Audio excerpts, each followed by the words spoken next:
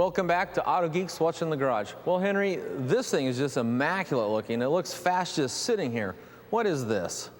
This is a 1958 Tajiro Jaguar.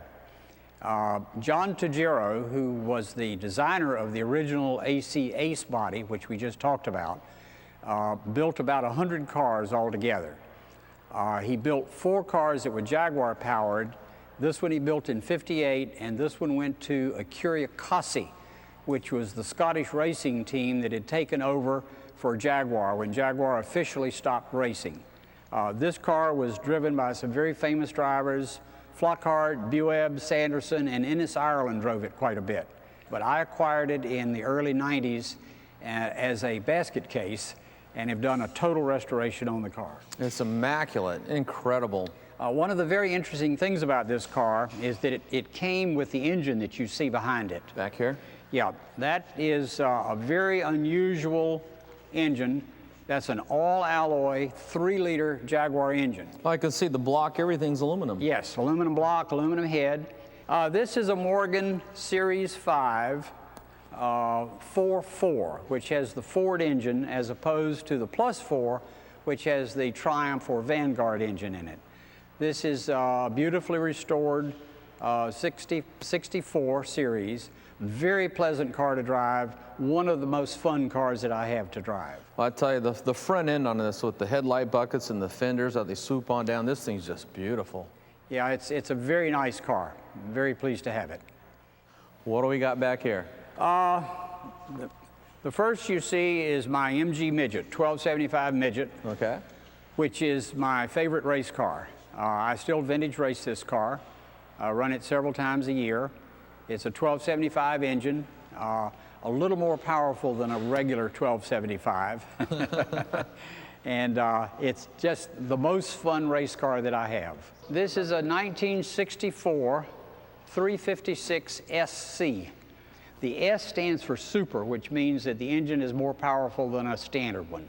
And this one is actually 107 horsepower. This one caught my eye as soon as I walked in. I love the two-tone red and black with the really nice slope-back grille.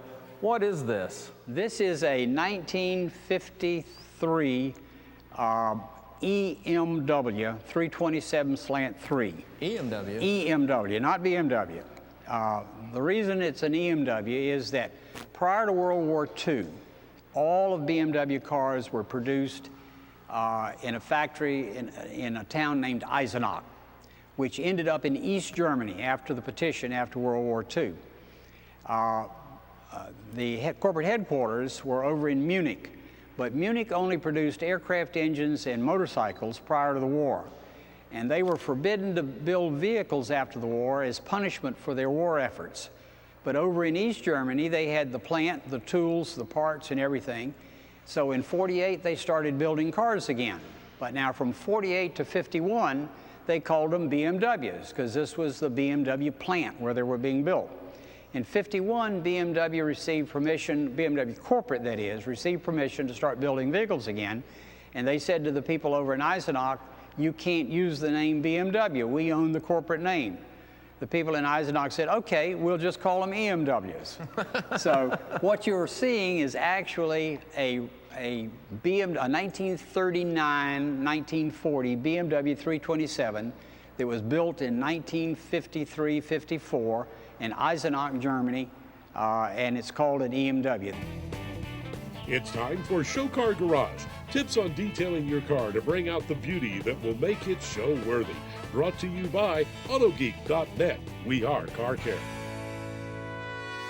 I have a very special guest with me today, Rick Goldstein from Ragtop Products. Hi, Rick. Mike, how are you today? Great. Hey, I got a Corvette here, and I know it's important to take care of the convertible top. Do you got anything for that? I sure do, Mike. And the first thing for preventive care, and this comes from the manufacturer of your top, is to use the Ragtop Cleaner, which is biodegradable, non-toxic, made exclusively for convertible topping, either fabric or vinyl. So on the Corvette, being that it's fabric, you want to wet the top down really good with cool water. Okay. Rinse off any loose dirt. Loose dirt. Okay. You can also vacuum the top ahead of time. Pull all the dirt out of the weave of the fabric. Yes. Okay. Any type of grit and grime. Well, I know that when you get the water on there, if you got dirt on there, it'll actually cause the dirt to kind of seep into the fabric. So to vacuum it off first just gets it out of the way. Gets it out of the then way. wash it. Then when it's thoroughly dry, then you want to use the ragtop fabric protectant Okay. to properly seal the top per manufacturer's recommendations. Okay. I have some brushes here, and it's important when you brush these, just when you go back to the cleaning step, you don't want to use a real coarse brush because that could cause this to get frayed and fuzzy. So you want to use something really soft like these boar's hair brushes. Yes, that's perfect. Okay, then after you agitate it, then go ahead and rinse it. Yes. Okay, then after it's completely bone dry, it has to be 100% bone dry or the protection grease won't bond to the fibers. Is that the idea? That's correct. Okay.